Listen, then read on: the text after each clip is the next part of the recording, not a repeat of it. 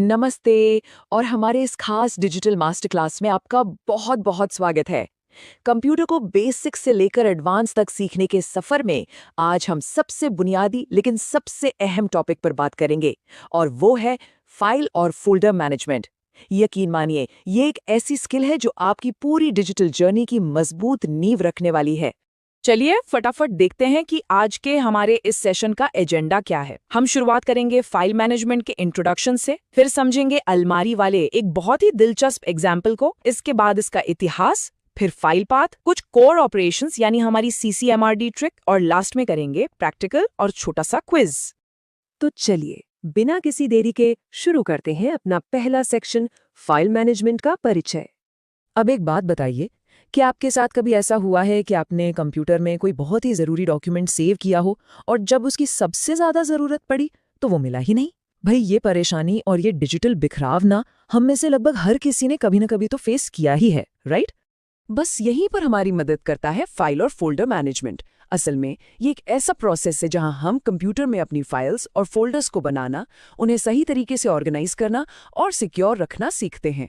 बिल्कुल वैसे ही जैसे हम घर के कीमती सामान को सहेज कर रखते हैं।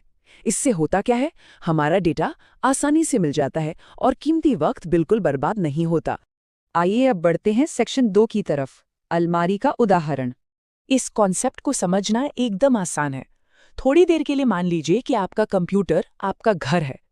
घर में जो एक बड़ी सी अलमारी होती है ना, वो आपके कंप्यूटर की हार्ड ड्राइव है। अब उस अलमारी के अंदर जो अलग अलग ड्रॉवर यानी दराजें होती हैं, वो आपके फोल्डर्स हैं, और उन ड्रॉवर्स के अंदर जो जरूरी कागजात रखे होते हैं वो असल में आपकी फाइल्स हैं। है ना एकदम सिंपल? अब जैसे हम सबकी एक पहचान होती है, वैसे ही हर फाइल का भी एक आइडेंटिटी कार्ड होता है, जिससे हम एक्सटेंशन कहते हैं। जैसे कि .txt जो बेसिक नोट्स के लिए होता है, .jpg हमारी फोटोज के लिए, .mp4 वीडियोस के लिए, और .pdf ऑफिशियल रिकॉर्ड्स के लिए। और इन्हीं फाइल्स का यूज हम रोज के ऑफिस डॉक्यूमेंट्स, स्कूल प्रोजेक्ट्स या बैंक रिकॉर्ड्स में करते हैं। चलिए अब चलते हैं सेक्शन 3 पर, इतिहास और विकास। देखते हैं कि डेटा स्टोरेज का ये सफर कैसा रहा है। अगर हम 1970 के दशक की बात करें तो तब डेटा बिना किसी स्ट्रक्चर के डायरेक्ट सेव होता था। फिर 80 के दशक में डॉस का जमाना आया, जहां हमें टाइप करके कमांड्स देनी पड़ती थीं। वो काफी मुश्किल था। लेकिन 90s के दशक में विंडोज ने ड्रैग और ड्रॉप वाली कमाल की विजुअल सुविधा दे दी। और आज तो हम क्लाउड स्टोरेज यानी गूगल ड्राइव जैसी ऑनलाइन सुविधाओं का यूज कर रहे हैं। सोचिए, मुश्किल कमांड्स टाइप करने से लेकर आज के इन आसान क्लिक्स तक का सफर कितना शानदार रहा है।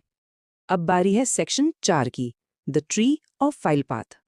देखिए, जिस तरह से हमारे घर का एक पक्का पता होता है, एक गली का एड्रेस होता है, बिल्कुल वैसे ही कंप्यूटर में हर एक फाइल का अपना एक फाइल पाथ होता है।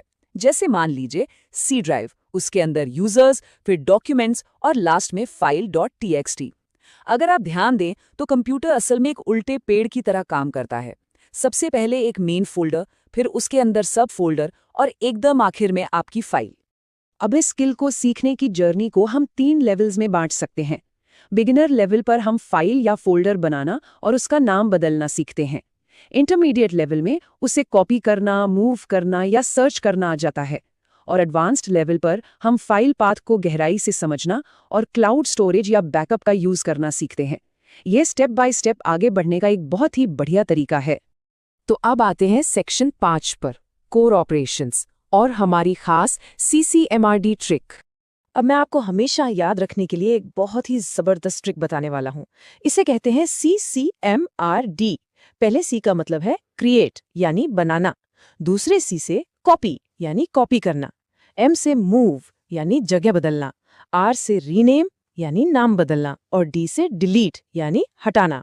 बस ये 5 बेसिक ऑपरेशंस अपने दिमाग में सेट कर लीजिए, आपका आधा काम तो यही हो गया। चलिए अब बढ़ते हैं अपने आखिरी सेक्शन की तरफ, प्रैक्टिकल स्टेप्स और हमारा छोटा सा क्विज। तो एक नया फोल्डर कैसे बनाते हैं? बहुत ही आसान है। अपने माउस से स्क्रीन की किसी भी खाली जगह पर राइट क्लिक कीजिए, जो लिस्ट खुलेगी उसमें न्यू पर जाइए और फिर फोल्डर पे क्लिक कर दीजिए। अब अपने कीबोर्ड से कोई भी अच्छा सा नाम टाइप कीजिए और एंटर दबा दीजिए। बस कुछ ही सेकंड्स में आपका नया फोल्डर बिल्कुल तैयार है। अब कुछ बहुत ही काम के कीबोर्ड शॉर्टकट्स देख लेते हैं। अगर कुछ कॉपी करना है तो फाइल को सिलेक्ट कीजिए, कीबोर्ड पर कंट्रोल और सी एक साथ दबाइए, फिर जहां उसे रखना है वहां जाकर कंट्रोल और वी दबाकर पेस्ट कर दीजिए। और अगर कुछ हटाना है तो बस फाइल को चुनिए और डिलीट बटन दबा दीजिए। पर हाँ, एक बात याद रखिएगा, डिलीट की गई फाइल हमेशा पहले रिसाइकल बिन में जाती है, तो अगर गलती से कुछ डिलीट हो जाए तो उसे वापस भी लाया जा सकता है। अब इस पूरी मैनेजमेंट के कुछ फायदे और नुकसान भी जान लेते हैं। सबसे बड़ा फायदा तो यही है कि आपका डेटा एकदम परफेक्टली ऑर्गेनाइज रहता है और फाइल ढूंढने में आपका काफी टाइम बचता है। लेकिन नुकसान क्या है? अगर गलती से कुछ डिलीट हो जाए तो डेटा लॉस हो सकता है, और अगर आपने फोल्डर्स को सही नाम नहीं दिए तो आगे चलकर बहुत ज्यादा कंफ्यूजन हो सकती है। इसलिए थोड़ा डिसिप्लिन रखना बहुत जरूरी है। तो चलिए, अब बारी है एक छोटे से टेस्ट की। मेरा पहला सवाल, ये फोल्डर असल में होता क्या है?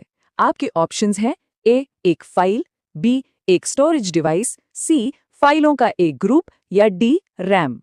थोड़ा सोचिए। हाँ, बिल्कुल सही पहचाना। इसका सही जवाब है सी फाइलों का एक ग्रुप। अब आते हैं दूसरे सवाल पर। ये फाइल पाथ क्या होता है? ए साइज, बी नाम, सी एड्रेस या डी टाइप। अभी हमने जो पेड़ वाला एग्जाम्पल देखा था, जरा उसे याद कीजिए।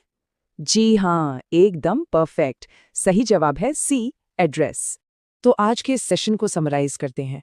इफेक्टिव फाइल और फोल्डर मैनेजमेंट असल में डेटा को इस तरह से ऑर्गेनाइज करने का तरीका है जिससे आप बिना किसी टेंशन के अपनी फाइल्स बना सकें, उन्हें आसानी से ढूंढ सकें और यूज कर सकें।